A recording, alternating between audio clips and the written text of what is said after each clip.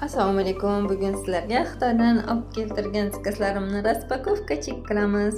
Kimda kim Xitoydan zakaz kirishni o'rganmoqchi bo'lsa, bemalol murojaat qilishingiz mumkin. Birinchisi bu mana bunaqa penyoar. Uni ochib ko'rmadim. Keyin ochib ko'rdim, videodan keyin albatta. Qisqichlar zakaz qilgandim. 8 xil qisqich. Juda ham sifatli keldi.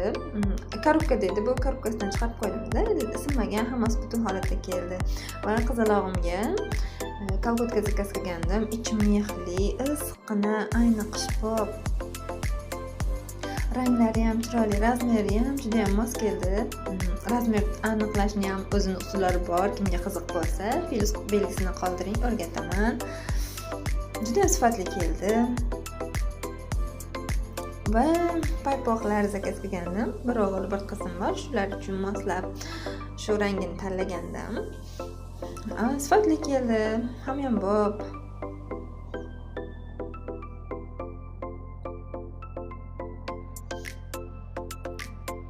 Va mana bunaqa shapkichkalar zakaz qilgandim. Issiqqina, chiroyli, sifatli keldi.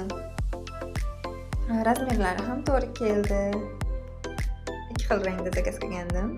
Qizimga mana bunaqa korona taqinchoq, korona zakovka zakaz qilgandim.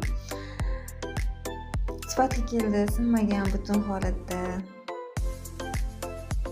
Va serdichkali penyoar, ikki xil dvoykasi bilan penyoar zakaz qilgandim. Va qizimga mana bunaqa oyoq kiyim zakaz qilgandim. Razmerini ozgina katta tanlab qo'yibman, lekin yaxshi, sifatli, issiqqina, chiroyli, yengil, qulay oyoq kiyim ekan yosh bolalar uchun. Va bu korobkamizda bolalarimga telefonlar zakaz qilgandim.